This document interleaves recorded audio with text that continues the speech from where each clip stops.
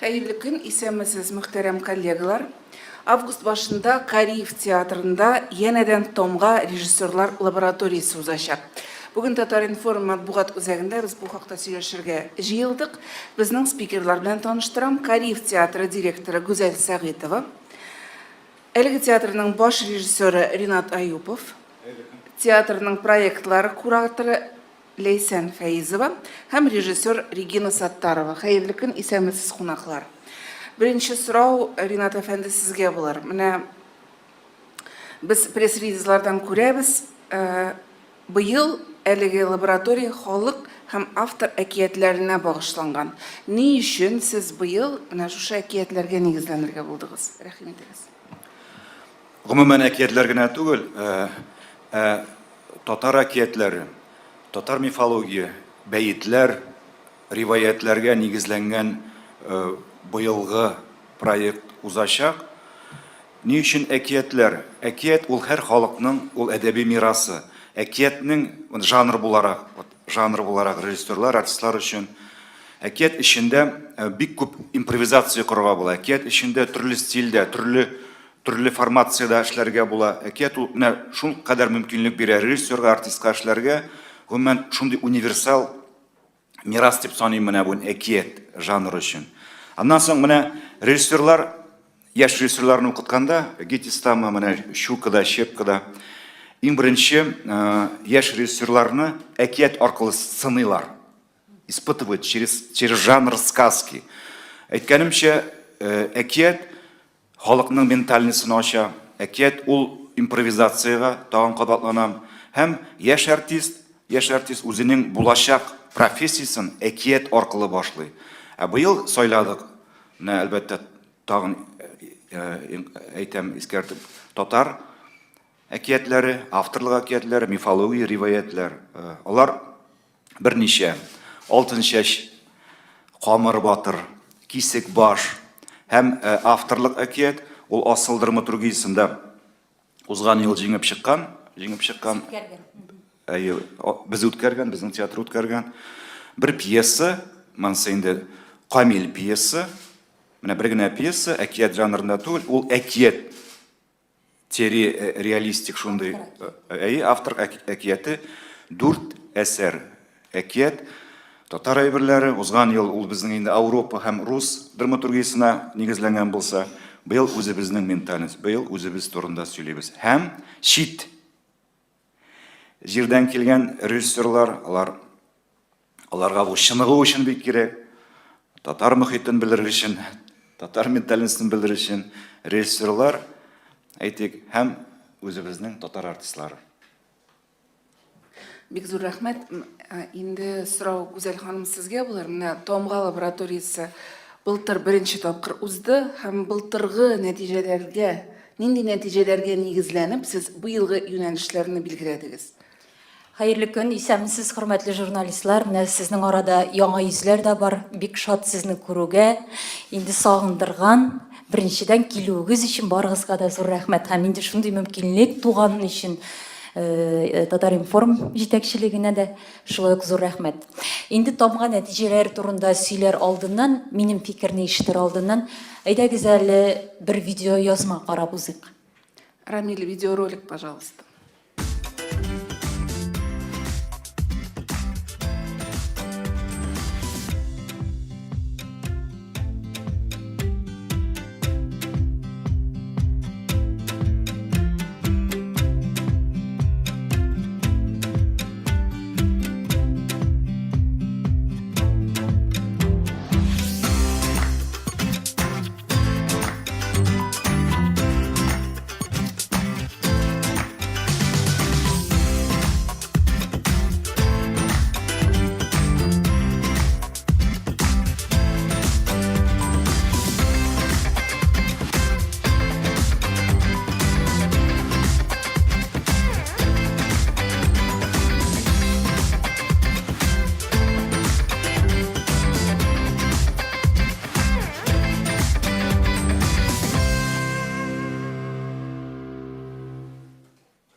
Менә бу кадрларны күргәч, әлбәттә, ниндидер горурлык хисе дә ниндидер шатлык хисе дә уяна, чөнки менә бу режиссерлар, инде 4 режиссерның икесе бездә спектакль чыгарды. Беренчедән менә әйтергә кирәк, лабораториядан 2 эш, 4 эскиз күрсәтелде.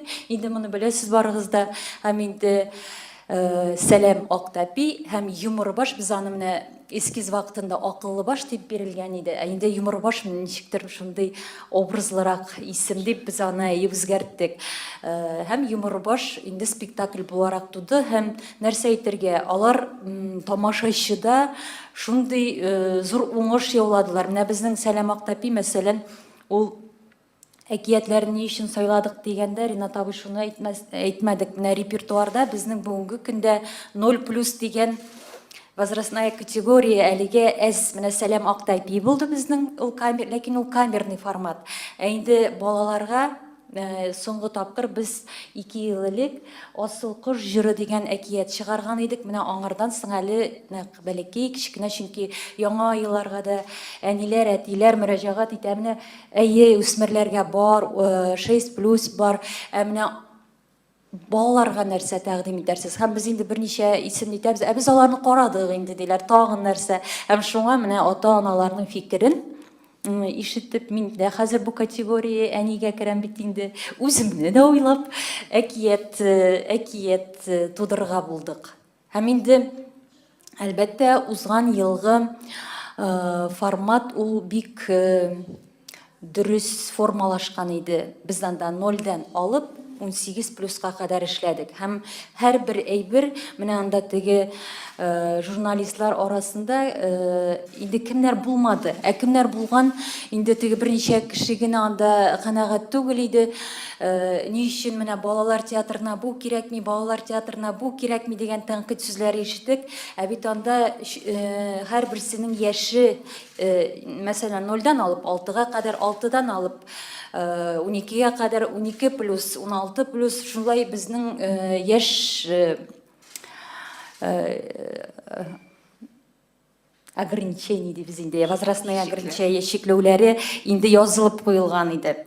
Һәм бүгенге көндә яшь тамашачы театрына алар барсы да кирәк. Һәм ул бик дөрес төзелгән программа һәм бик кызыклы программа иде.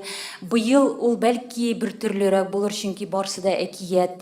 Ләкин монда инде без күбрәк үзебез турында уйладык, үзебезгә менә бу куелыш өчен сайлап алырга мөмкинлекләр күбрәк булсын өчен 4 әкиятнең менә берсен, иң яхшысын сайлап алырга. Әлбәттә, без инде тамашачылардан сайлатырга кирәк иде. Мәсәлән, менә ни өчен Илдар Гатауллин, безнең актерыбыз, бүре башлы кызны куя. Ринат абый әйтеп китте, ул асыл драматургия конкурсында җиңде. Без анда конкурстан соң шушы пьесаны укулар уздырдык һәм тамашачылар сайладылар. Кайсы пьеса тамгага чыгачак, эскизин күрәсегез килә. Һәм инде иң күп тавыш менә шушы бүре башлы кыз. Менә ул инде үсмерләр өчен, ул инде әкият балалар өчен түгел. Ул интеллектуаль тамашачы өчен. Аны бәлки инде бик күп кешеләр аңлап та бетермәсләр, ләкин менә ул әкият бүгенге үсмерләрнең ичке дөньясын, ниндидер куркуларын, шикләнүләрен һәм тормышка әзрәк ябылулары турында. Башка әкиятләр инде безнең үзебезнең әкиятләр, без режиссерларга бик күп материаллар җибәрдек, менә алар нәкъ шушыларын сайлап алдылар. Һәм инде менә кемнәр катнаша дигән сорауга җавап бирә башладыгыз. Тулырак сөйләр өчен Ләйсән ханым, сезгә сүзне бирәм. Исәнмесез. Икенче тамга лабораториясендә 4 режиссер катнашачак инде бит. Мәскәүдән Марфа Горвец дигән режиссер, яшь һәм танылган режиссер инде. Томск шәһәреннән Павел Зубнин дигән режиссер килә. Безнең Казан кызы Регина Саттарова биредә. Һәм инде Илдар Гатауллин, аны ишеттегез. Гүзәл Рәмзиловна әйткәнчә, күп әкиятләр җибәрелде, кызыксынып укыдылар. Һәм менә Марфа Горвец Камыр Батырны сайлады, кичкенә балалар өчен инде. Падишах хатыны һәм Алтын чәч дигән әкиятне, тылсымлы әкият, бик кызык әкият, Павел Зубнин сайлады. Регина Кисек башка алынды, үзе сөйләп үтер. Һәм Илдар турында сөйләдек инде без. Бит Регина Саттарова рус теленә күчим, бөтен кешегә аңлашылсын өчен. Регина Саттарова наша, казанская, она опытный участник лабораторий, режиссер, заведует вместе с Анастасией Радвогиной центром драматургии здесь у нас, в котором участвуют драматурги как на русском и татарском языке, да ведь, Регина? И Регина взялась за постановку пьесы, не пьесы, поэмы Габдуллы Тукая, да, «Сенной базар» или «Новый Кисекбаш». Регина, я, наверное, предоставлю тебе слово, да? Да, да. Пожалуйста, Регина. В первую очередь для меня большая радость работать в этом театре, принять участие в этой лаборатории, потому что как-то работать дома и работать дома в том числе, точнее в первую очередь на татарском языке, для меня это большая радость, и я очень благодарна вам за эту возможность. Кроме того, я уже работала с материалом Тукая, это как бы для меня тоже особенно ценно. И кроме того, я хотела бы подчеркнуть, что для меня ценно работать на татарском языке, несмотря на то, что я, к сожалению, не владею им устно. Пока. Надеюсь, что в будущем это как-то исправится. Вот, и что бы еще хотела сказать? Да, я понимаю. Я когда погружаюсь в среду, вот я буквально приехала из Буинска пару дней назад, там я работала на спектакле тоже на татарском языке, и через 2 недели погружения в среду я заговорила, это было совершенно прекрасно, как мне казалось, но не всегда всем понятно. Я думаю, что это такой процесс погружения, который когда-нибудь как-то оформится окончательно.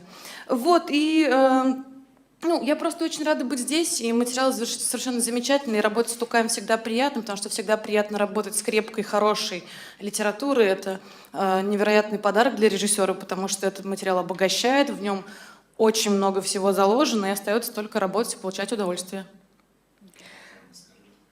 По форме, да. Мы будем работать, то есть я, моя команда, мы будем работать над спектаклем для детей, конечно же, потому что это ТЮЗ, и возрастное ограничение. Я хотела бы, чтобы это получилось работа 6+, и мы будем делать спектакль несколько, может быть, новый, в новом формате для театра. Мы будем делать то, что называется жанром бродилка, хотя я очень не люблю это слово, я люблю слово сайт-специфик, но по форме более понятно, когда мы говорим бродилка, то есть когда у нас спектакль перемещается в пространстве. Это не что-то зажатое в одной коробке, а это спектакль, который будет проходить в пространстве всего театра. Над такой историей мы работаем. Бродилка дегеннен без инде узган елны да хәттәрин атап беләсәшкәник пешәм базарын шулай бродилка итеп эшләргә, ләкин уйладык та юк, яңа спектакль эшләргә кирәк, чөнки безнең инде гардеробта булды спектакль, кеше сәхнәдә бар, репетиционный залда, анасын залда бар инде. Менә шушы теге йөреп, ничектер балаларны интерактивка кушып, бергә ничектер аралашып, менә ул юк. Анасын беләсез, 2021 ел Тукайның юбилей елы да, һәм инде безнең театрга ул бик тә туры килер иде, һәм инде Регина бу форманың остасы дип әйтәсе килә, аның инде бу тәҗрибәсе зур, күп, без беләбез, яратабыз. Шуңа күрә менә нәкъ Регинага хәтта инде без бер әсәр тоттырдык. Бик зур рәхмәт. Хөрмәтле коллегалар, сорауларыгыз булса, рәхим итегез.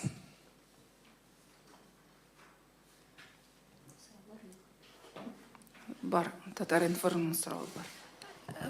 Сұрау лаборатория буенча гына түгел, гомумән менә бу тамашачыдан аерылып торган ярты ел тормышта ничек яшәдегез?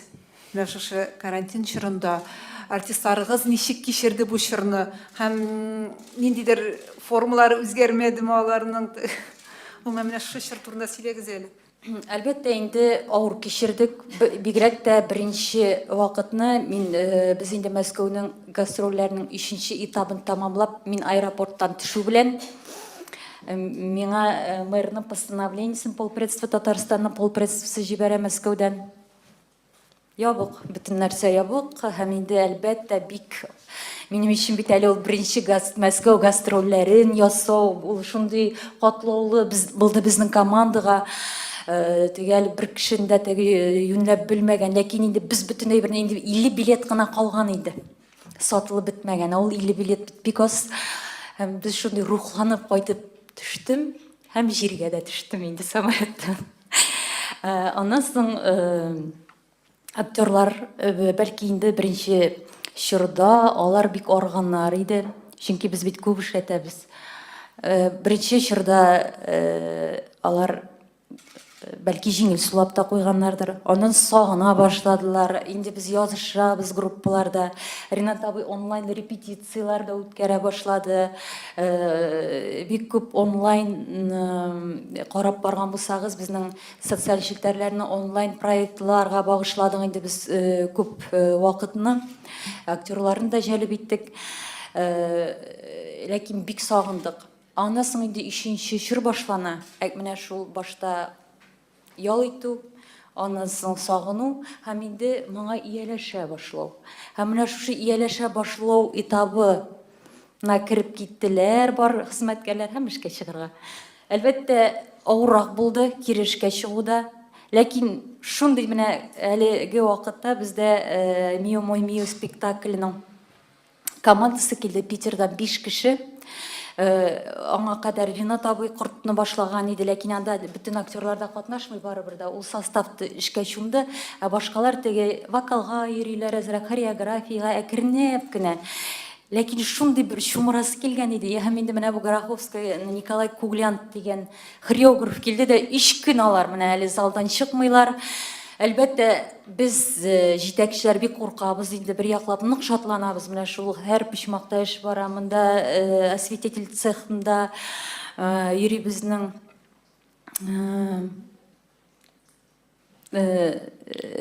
билгеле инде бик күп теге Фәрит Бикшентаев белән дә эшләгән, Гансбург менә Фәрит абый белән бик күп спектакльләр Качаловта да чыгарган, бик теге билгеле һәм инде ул осветительләрне теге ут кына куймый, ут куерга куйчыларны өйрәтеп тә китә театрда. Алар бер почмакта, художник бер почмакта, пошивочный цех кайный.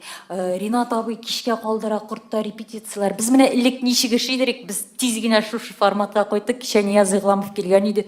О, сездә ди ничек эш кайный, без әле ди әле уянмадык әле. Нема әйтәм, сез бит Нәүрүз белән соңрак ялга да керештегез.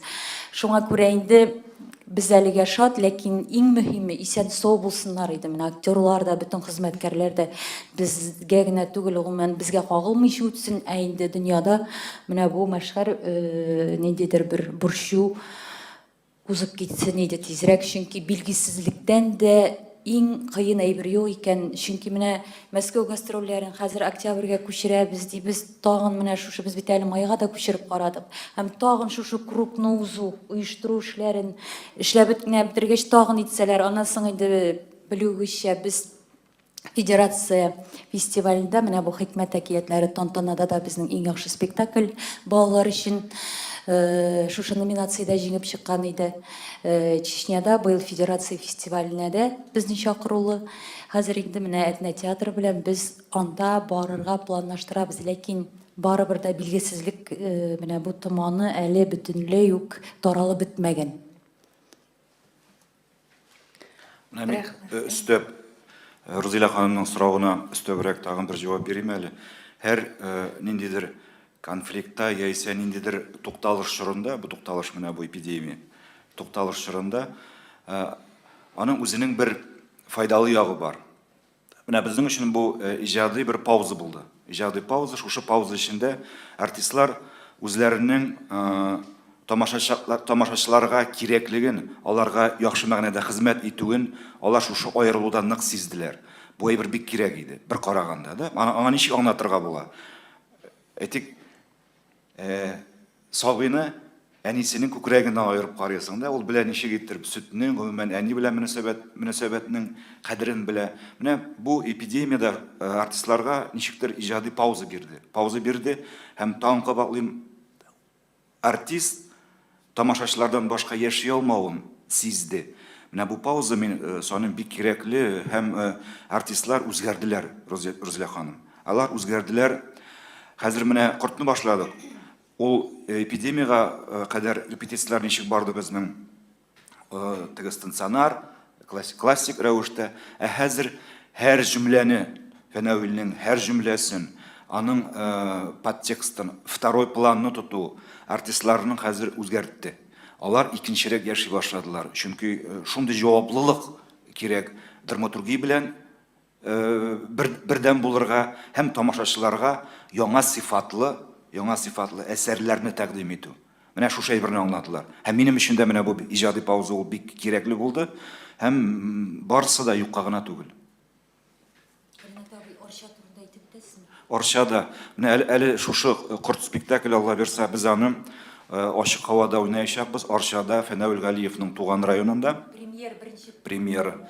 Biz аны тикшереп карыйбыз табигатьтә. Гомумән анда бу спектакль вакыйгалары бер авылда бара, бер шундый бәрәңге бакчасы тирәсендә, һәм без уйлыйбыз, ниндидер бер авылдан бәрәңгеле бакчаны, менә хәзер бәрәңге күтәрелде, сез күргәнегез бардыр бит инде. Алар зур. Это вот такой премьера табигатьтә, такой премьера в документальном подаче, то есть игра в натуре, натурада. Бу бик һәм халыкны сынап карыйбыз. Менә бу драматургия ничек итер спектакль үсәрме анда, кабул итәрләрме? Шул ук көнне без әлбәттә Фәнәүлнең каберенә зират кылабыз, Алла бирсә. Бу көнне инде Фәнәүл Галиевны искә алу булачак. Бүтән интеллигенция вәкилләре, язучылар берлегеннән, театр әһелләре берлегеннән, һәм артистлар, режиссерлар, мине әйтәсем килә, шушы театрга гомерен биргән Фәнәүл Галиевны искә алып, аның премьерасын, аның спектаклен без яңартып, яңа сулыш бирәбез. Без инде теләр идек, әгәр дә курыкмасагыз, безнең белән баруыгызны 22 август көнне, дөньялар әйбәт кенә булып торса, Алла бирсә 22 август инде төгәл вакытын, кайдан чыгуны анын хәбәр итәрбез. Бик зур рәхмәт. Сорауларыгыз бармы, коллегалар? Әйе, рәхимет. Монда тамашачылар шахмат тәртибендә утыра диелгән. Димәк, заллар тамашачылар белән тулып тормаячак, һәм билетлар да күпмедер санда азрак сатыла. Шулай бит сатылачак. Лаборатория буенча. Менә бик урынлы сорау, Рәфидә. Без әле барганда да кызлар белән инде теге пресс-релизны язган идек, ләкин кичә генә кабинетлар министрының карарын мин өстәлгә керттеләр инде. Моңа кадәр 1 августтан бүтән теге чикләүләр ничектер менә бу шахмат тәртибе рөхсәт ителәчәк, ачылачак дигән әйберләр бар иде. Ләкин кичәге карар нигезендә 1 августтан ул һәр атнаны килә, һәм инде аның һәр атнаны сез дә беләсездер инде. Ләкин 1 августтан ул бетергә тиеш иде. Ләкин менә кичә шундый карар тагын кабул иттек, то есть кабул итмәдек, алдык карарны кагазда. 1 августтан 9 августка кадәр шушы чикләүләр тагын да безнең озайтыла. Һәм бу ни дигән сүз? Димәк, без инде бүтән эскизларны я тышта уйнарга тиешбез, яисә ниндидер закрытый показ үзебез өчен генә. Үзебез өчен генә. Бу әлбәттә беренчедән теге пиар өлкәсендә безгә начар. Журналистларның килмәүе, ләкин безнең төп максат, лабораторияның төп максаты ул Рузилә әйтмешли, Мәскәү режиссерларын ошату ишерту түгел. Бу безнең актерларны стрессовый состояниега кертү. Моңа кадәр күрмәгән, белмәгән режиссерлар, алар төрле мәктәп узган, төрле алымнар белән эшлиләр. Менә аларны чакыру төп максат түгел, ә безнең актерларны шушы бер атна ичендә эшләтү, аларның менә бу сез әйтегез, чынында форма югала актерның. Ул инде көндә шөгыльләнмәсә, көндә бу турыда уйламаса югала ул форма, ул спортсменнар кебек. Ә монда инде менә без әле менә 3 көн шөгыльләнәләр, аннан соң инде актерлар ничек үзебезнең хореографлар, чөнки безгә башка кешеләрнең алымнары белән алар эшләп карасын, монысын да эшләсен, монысын үзебезнекеләр белән дә эшли әлбәттә. Менә без әле Ринат абый белән дә бәхәсләшкәндә, Илдар бит инде үзебезнең режиссер. Лабораторияның төп максаты стрессқа кертү, үзебезнең актерларны, Илдар белән аларның эшләгәне бар. Ике спектакль чыгарганы бар Илдар, ләкин инде асылда аның эскизы җиңеп чыккач, без инде әлбәттә теге башка режиссерга аны бирә алмыйбыз, Илдар алдында уңайсыз. Ләкин шулай да менә бу безнең беренче тәҗрибә лабораториядә инде актерлар эшләгән режиссерлар белән эшләү. Менә ул аларга стресс булырмы, нәрсә булыр? Ну, вакыт кыска, ансы вакыт, ләкин бит инде ул режиссерның барыбер алар беләләр, теге алымнарын, ниләрен, аны безнең Илдар ике спектакль чыгарды гына түгел, ул шул ук юморы башта да, башка спектакльләрдә дә режиссер ярдәмчесе буларак. Миңа бөтен режиссерлар әйтә, Илдар, Булат, у вас не режиссеры, они уже помощники режиссеров. Алардан шундый күп идеялар килә, шундый күп фикерләр алабыз, шундый егетләр аларны режиссер итәргә кирәк дип китәләр инде менә килгәннәре дә. Шуңа күрә менә беренче максат шул, икенче максат барыбер дә без театрга да киләчәктә куерга режиссерлар эзлибез, әйбәт әсәрләр эзлибез. Һәм инде ябык форматта булса, бәлки инде ничектер менә шалтыратышып, сезгә кем бик тели, маскадан, перчаткадан бәлки шулай күрсәтербез. Урамда булса, моның өчен инде безгә барыбер дә беренче очрашу үткәрергә кирәк режиссерлар белән. Менә беразга барыбер үзгәрешләр кертеләчәк. Карарбыз. Менә сезнең афишага карау белән ничектер япон стилик залдан килә, анда кояш име һәм хәрефләре дә. Моның Япония белән бернинди дә бәйләнеше юктыр бит.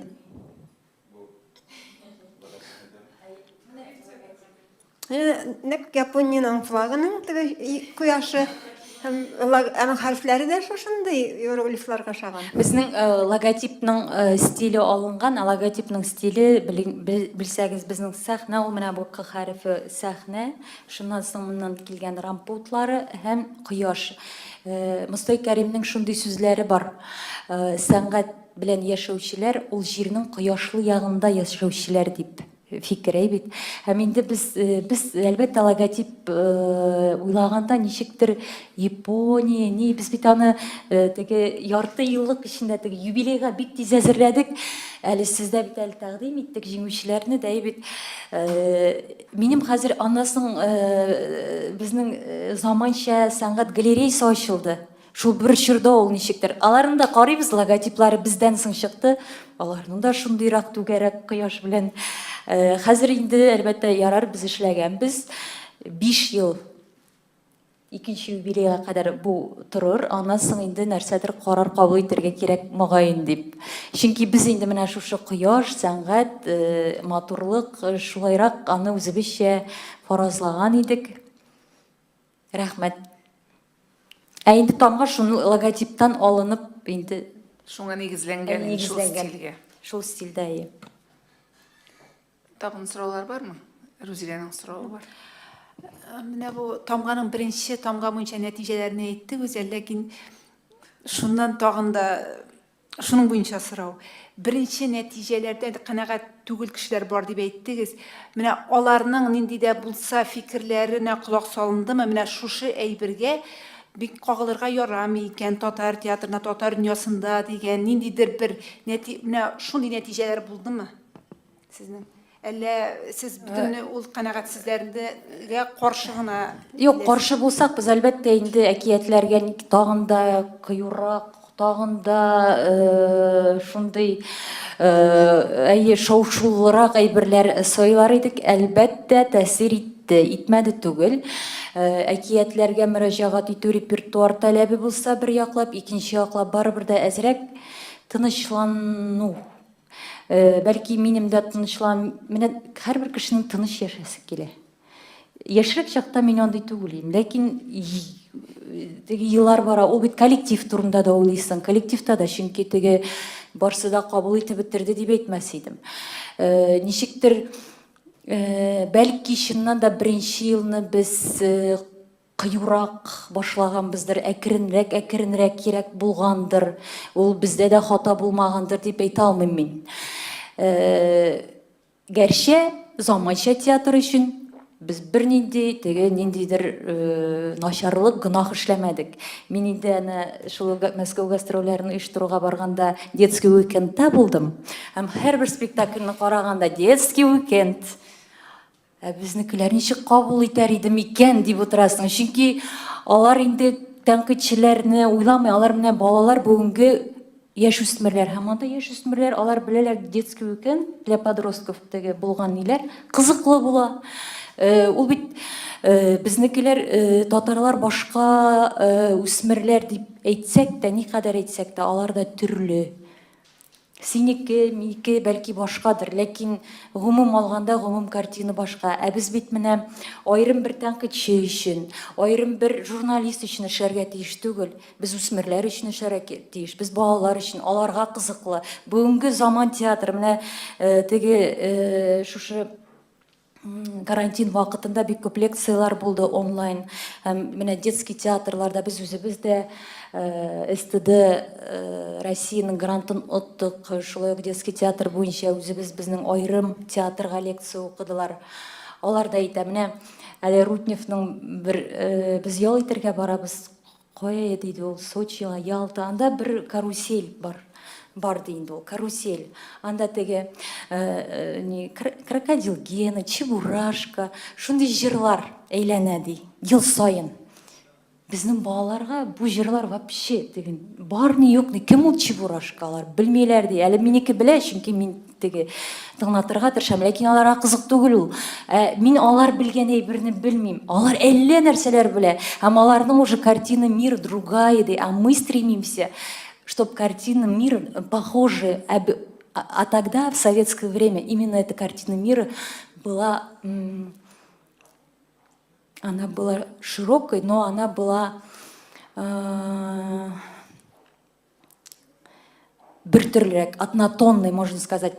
Все смотрели только вот эти мультфильмы и смотрели еще в то время, когда по телевизору показывали. Үзебез күтеп аладыр бит мультфильмнарны. Хәзер кайчан карыйлар, шунда карыйлар. Минем инде 2 яшьлек кыз YouTube ошада теге үзенә полный экран куйсаң, сайламыйчы теге, бит яшь аян ТВ куям.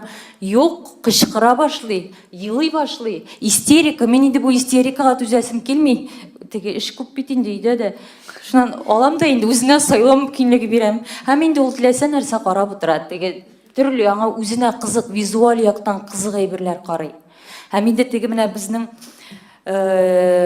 шулай төрлечә экспериментлар, менә безнең экспериментлар ул бар бер лабораторияларда гына. Без бит инде зур менә сәхнәгә чыгарганда Ринат абый 100 иләк аша үтә, ул уйлыйбыз, нитәбез, кайсысы туры килер, труппаның фикеренә дә колак салабыз.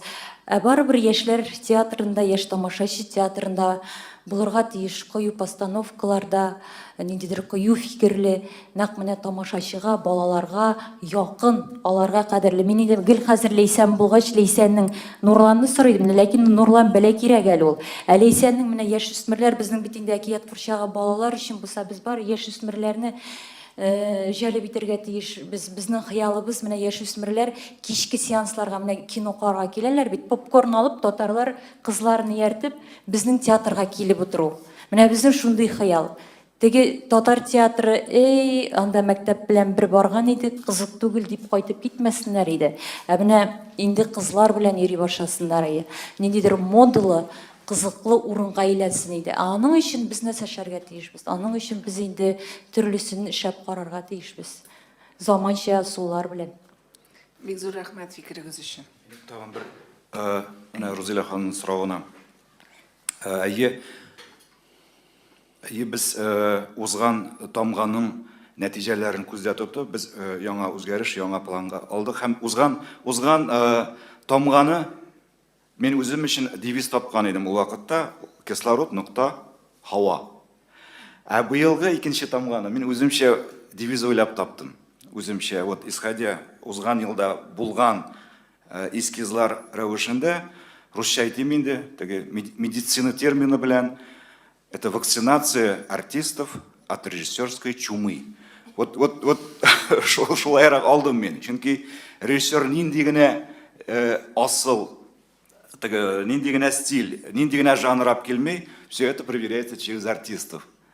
Артистлар исән булсын, режиссерларның фантазиясы нык булсын. Менә шундый девиз үземә уйлап таптым. Менә бу тамганың быелгы узачагына нәрсә булыр? Карарбыз Алла бирсә. Мин ниндидер менә интригада, ниндидер вакыйга булыр дип көтәм. Без үзебезне көтәбез инде хәзер. Әйе. Тәнкыйтьчеләр турында Ләйсән әйтеп бетерсең әле. Әлеге лабораторияда менә бу режиссерлар алар үзләре рольләрне бүлеп барысында үзләре генә эшләр, мәлә сез бергә киңәшләшәсезме барыбер? Менә бу спектакль эскизларга килгәндә инде. Менә бу очракта әлбәттә режиссерлар алар танышалар, видео язмалар буенча артистларның иҗаты белән танышалар башта. Башта сайт карыйлар әле бит аңа. Ну, фотография понятно инде. Ләкин менә шушы 5 спектакль җибәрдек без аңа, без аларның һәрберсенә дә, өчесенә дә алар карадылар. Һәм шул нигезендә менә бу артист безгә кызыклы, бу артист дип безгә шушындый үз фикерләрен алар тәкъдим иттеләр. Это аларның посыллары. Без аларга мәҗбүр итә алмыйбыз. Менә бу артист әйбәт, бу артистка кагылмагыз, бу фәлән төгән дип әйтә алмыйбыз. Бу бер әйбер. Ләкин бу режиссер лабораториясында быел бөтен труппа катнашачак. Узган ел анда ниндер бер әллә 7-8 артист безнең где-то за бортом оказались по разным причинам. А быел аларның һәрберсе менә 4 режиссерда да катнашачак, һәрберсе дә. Менә бу теге иҗади стресста һәр артист та катнашырга тиеш. Менә бу инде теге безнең тиешлектән генә түгел, артист бу лабораторияда хәзер үзе катнашасы килә. Күрде ул нәтиҗәләрне. Нәтиҗәләр каядыр минуста булды. Нинди плюс алдылар алар шушы катнашкан коллегалар аркылы, һәм менә шушындый посыл ниһаять произошло. Это было очень важно для нас. Безгә инде алдан ук әйтеп куйганнар иде тәнкыйтьчеләр дә, сез борчылмагыз, беренче лабораторияда бөтен теге актерлар да әйе катнашабыз, ул бер җирдә дә юк диде. Бер театрда да юк. Теге бөтен ни белән анасын алар беренче лаборатория шулай, не принятие. Икенчесе инде әкренәп берничә стагын кушыла. Өченче лаборатория күрәләр инде теге әгәр дә чыннан да эскизлар спектакль булып үсәләр, үзләре нидә анасын инде менә булай мин катнашам. Менә шундый бездә стадияга килеп җитәрбез дип уйлыйбыз. Чөнки мин аңлыйм, өлкән буынны гына түгел, өлкән буыннарында төрлесе бар, ләкин теге кайбер актерлар булырга мөмкин, теге, эскиз инде нәрсә инде. Ләкин ул актер өчен андый шикләүләр булмасын иде, чөнки яшь тамашачы театрында безнең барсы да яшьләр, безнең өлкән буын юк, һәм алар менә Халидә апалар, Фирүзә апалар әле карыйм залны ачып, рәхәтләнеп сикереп йөриләр, дәртләнеп, мин инде бер үк сәламәт кенә булсын, йөрәкләренә тия күрмәсен дип шуңа гына борчылам.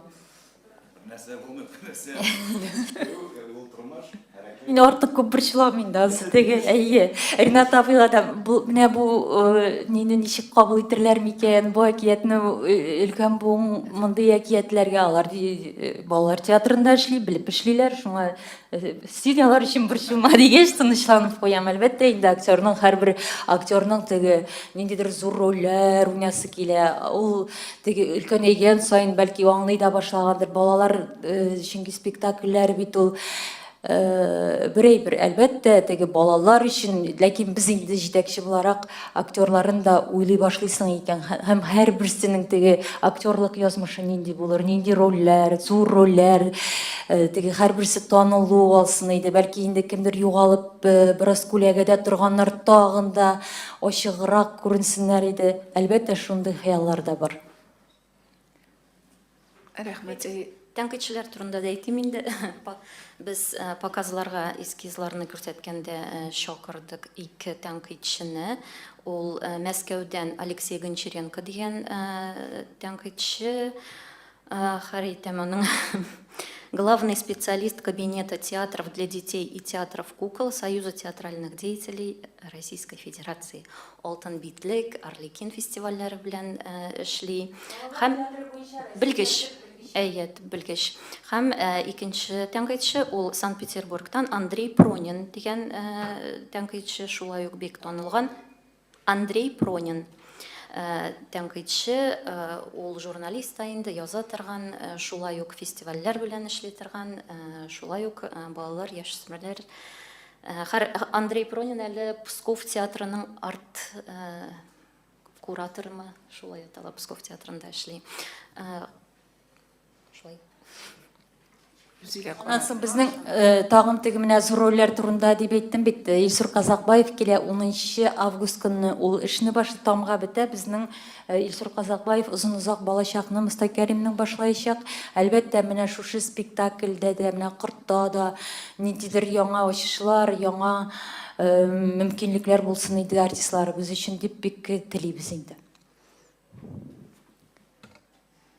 Сораулар бетте дип күрәм. Бик зур рәхмәт. Сезгә әлбәттә бу башлангычларда барлык проектларыгызда уңышлар телибез. Һәм алга таба да очрашырбыз, нәтиҗәләр буенча да очрашырбыз әле. Инде шушының белән театрның коронавирустан соңгы чоры башланды дип өметләник. Бик зур рәхмәт барыгызга да. Килгәнегез өчен, чакырганыгыз өчен һәм инде әлбәттә менә шушы чыннан да коронавирус икенче тулкыннар була күрмәсен Ходаем дип нитәбез, чөнки бу инде мораль яктан да, физик яктан да бик кыен нәрсә, бигрәк тә театрлар өчен генә түгел, гомумән малый бизнес өчен дә, бөтен кеше өчен дә барыбыз да исән сау булсак иде, үзегезне саклагыз. Рәхмәт.